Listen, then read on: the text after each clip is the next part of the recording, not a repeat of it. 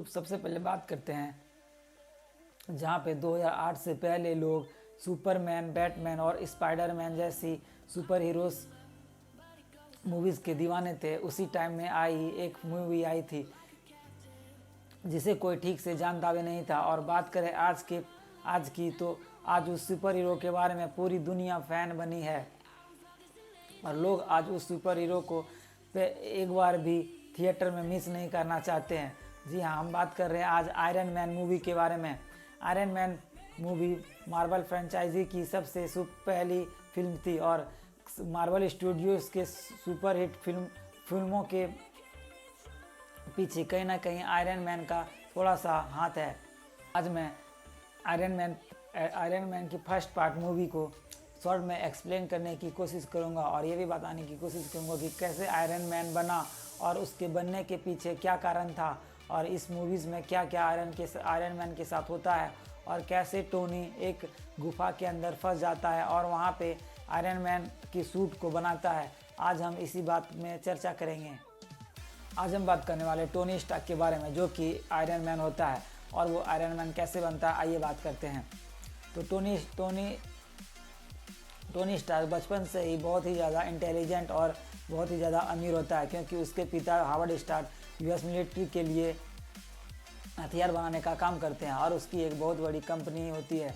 उसके बाद जब टोनी 21 साल का हो जाता है तब एक एक्सीडेंट में उसके माँ बाप की मृत्यु हो जाती है और उसके माँ बाप की मृत्यु हो जाने के बाद टोनी के पिता हावर्ड स्टार्क की मृत्यु हो जाने के बाद टोनी के पिता के दोस्त ओबेडाय स्टेन और टोनी मिलकर उस कंपनी को चलाने लगते हैं और देखते ही देखते टोनी उस कंपनी में रह के यूएस मिलिट्री के लिए नए नए टेक्नोलॉजी और हथियार बनाने लगता है और उस कंपनी को बहुत ही ज़्यादा अमीर बना देता है। टोनी स्टार्क बहुत ही ज़्यादा गैर जिम्मेदार इंसान होता है। इससे उसका मैनेजर जो है हावर्ड ओबेडाय स्टेन ने बहुत ही ज़्यादा चिढ़ता है। उसके बाद टोनी स्टार्क अफगानिस्तान जाता है। वहाँ पे वो यूएस मिलिट्री को अपना जेनिको मिसाइल का डेमो दिखाता है और सब कुछ ठीक चल रहा होता है। वो वहाँ से जब वापस आता है तब उस पर आतंकवादी का हमला हो जाता है और वो नीचे गिर जाता है। तभी उसके सामने टोनी स्टार्क की कंपनी का ही बनाया हुआ एक बॉम्ब आके गिरता है। बॉम्ब को देख के टोनी बहुत ही ज़्यादा घबरा जाता है और वो बॉम्ब ब्लास्ट हो जाता है और बॉम्ब के टुकड़े टोनी के छाती के अंदर घुस जाते हैं। उसके बाद टोनी की जब आँख खुलती है तो वो अपने आप को एक गुफा में कैद पाता है। उस गुफा में उसके छाती में एक अजीब सी मशीन लगी हुई होती है और उस गुफा में उसके साथ एक यंसिन नाम का डॉक्टर रहता है। जब वो उठता है तो यंसिन उससे कहता है कि घबराओ मत, मैंने तुम्हारे छाती से बम के टुकड़े निकाल दिए हैं बट अभी भी कुछ टुकड़े तुम्हारे छाती के अंदर ही हैं। उसके बाद यंसिन टोनी से कहता है कि मैंने कुछ बम के टुकड़े तुम्हारे दिल के इतने करीब थे कि मैं उन्हें नहीं निकाल पाया, इसलिए अगर वो उन्हें निकालता तो वो टोनी की जान को खतरा हो सकता था। इसलिए अब यंसिन टोनी के चेस्ट में एक इलेक्ट्रोमैग्नेट लगा देता है ताकि बम के टुकड़े उसके दिल के करीब नहीं पहुंच पाए और ये इलेक्ट्रोमैग्नेट कार की एक बैटरी से चल रहा होता है। उसके बाद यंसिन टोनी से कहता है कि वो दोनों आतंकवादी के कैद में हैं, जब अब उन्हें यहाँ पे कोई भी नहीं ढूंढ सकता।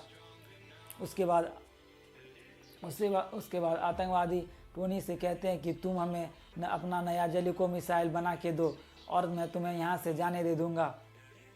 लेकिन टोनी ये जानता है कि अगर मैंने उससे जेलिको मिसाइल बना के दे दिया तो उसके बाद वो लोग टोनी को भी मार देंगे। इसलिए टोनी अब वहाँ से निकलने की जुगाड़ लगाता है। आतंकवादियों के पास स्टार इंडस्ट्रीज़ के सारे हथियार होते हैं जो कि टोनी को बिना बताए बेचे जाते हैं और गुफा में कुछ हथियार से टोनी एक छोटा आर्क रिएक्टर बनाता है। आर्क रिएक्टर का काम इलेक्ट्रिक पैदा करना होता है। आर्क रिएक्टर को पहली बार टोनी स्टार्क के पिता हावर्ड स्टार्क ने बनाया था जो कि बहुत ही बड़ा था और वो उनकी फैक्ट्रीज को पावर देने का काम करता था। उसी मॉडल को कॉपी करके टोनी स्टार्क ने एक छोटा आर्क रिएक्टर बनाता है जो कि बहुत ही ज़्यादा बिजली पैदा करता है और वो इसलिए उस आर्क रिएक्टर को बनाता है ताकि वो अपने इलेक्ट्रोमैग्नेट को पावर दे सके और उन बैटरीज से हमेशा के लिए छुटकारा पा सके। और वो आर्क रिएक्टर को एक और काम के लिए भी बनाता है जिसके बारे में हम आगे जानेंगे।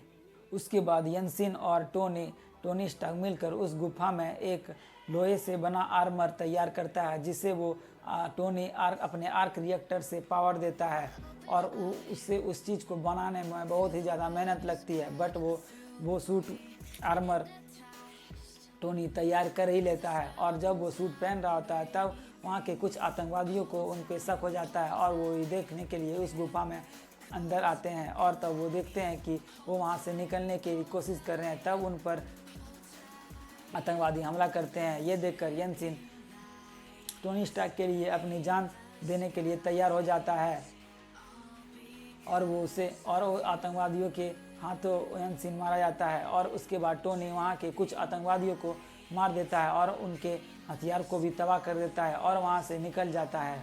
उसके बाद जब टोनी हवा में उड़ रहा होता है तब उसका सूट आर्मर काम करना बंद कर देता है और वो एक रेगिस्तान में जाके गिर जाता है। उसके बाद उसका सूट बहुत ही बुरी तरह से रेत में बिखर जाता है। उधर इसका दोस्त कुछ आर्मी दोस्त आ जाते हैं और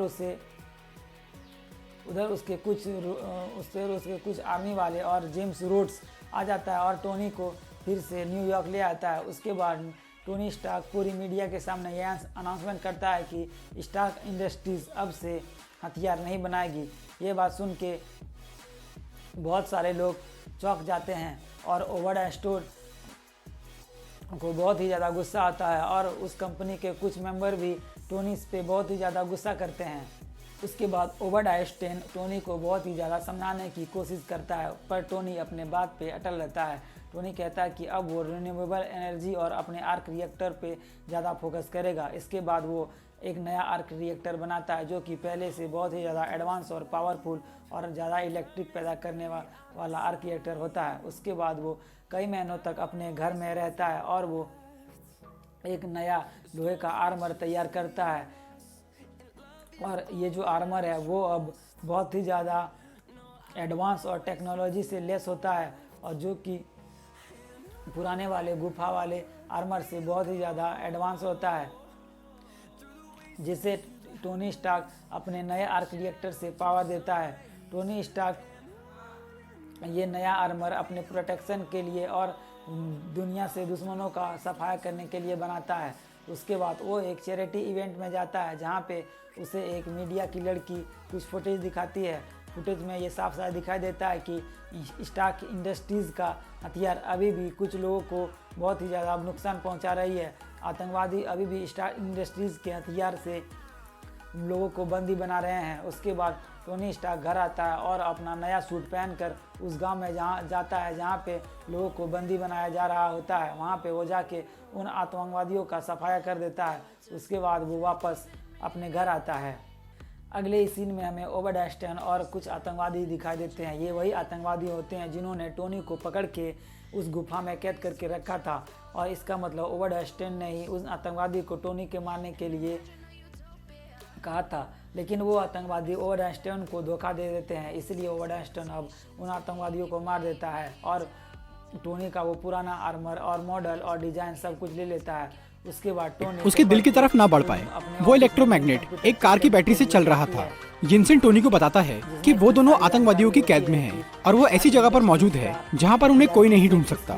वो आतंकवादी टोनी को बोलते हैं कि अगर वो उन्हें अपना नया जहरीको मिसाइल बनाकर देगा तो वो उसे छोड़ देंगे, मगर टोनी जानता था कि वो उसे आखिर में मार डालेंगे।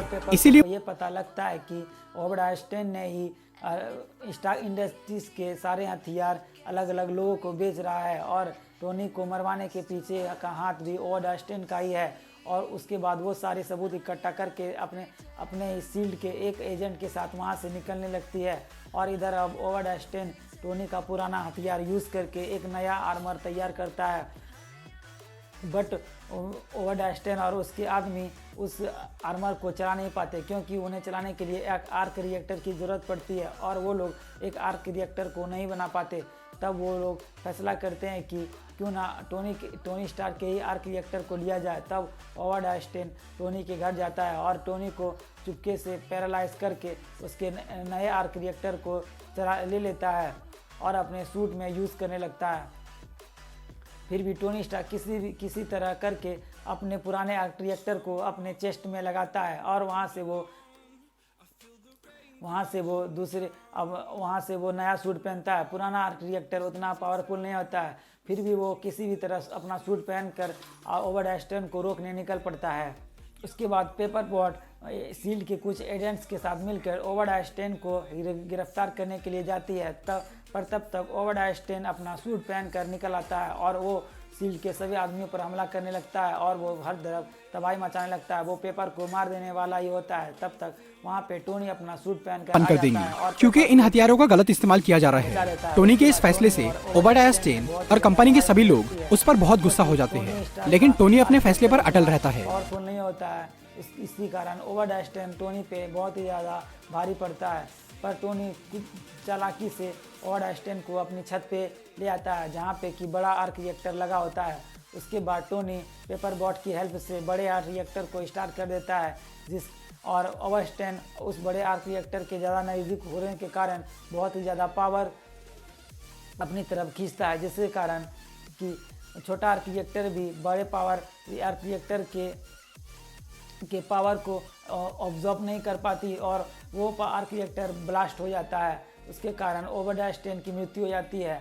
के बाद उस हादसे के बारे में जानने के लिए फिर वो एक नया ज्यादा पावरफुल आर्क रिएक्टर बनाकर अपनी चेस्ट में लगाता है। इसके बाद टोनी कई महीनों तक अपने घर पे रहकर एक बहुत ज्यादा एडवांस आर्मर तैयार करता है जिसे वो अपने नए आर्क रिएक्टर से पावर देता है। टोनी ने ये नया आर्मर बनाया था अपनी प्रोटेक्शन और बुरे लोगों का सफाया करने के लिए। कुछ टाइम बाद टोनी एक चैरिटी इवेंट में जाता है जहां उसे एक रिपोर्टर से पता चलता है कि अभी भी उसकी कंपनी के हथियार आतंकवादियों को सप्लाई किए के सबसे बड़े हेड होते हैं। वो टोनी से एवेंजर्स इनिशिएटिव की बात करते हैं, मतलब एक एवेंजर्स की टीम के बारे में बात करते हैं और वो कहते हैं कि तुम धरती पर एक अकेले सुपर हीरो नहीं हो और भी धरती पर काफ़ी सारे सुपर हीरोज हैं और वो आयरन मैन से उनकी टीम बनाने के लिए बात करता है। बस यहीं पे इस कहानी की एंड हो जाती है।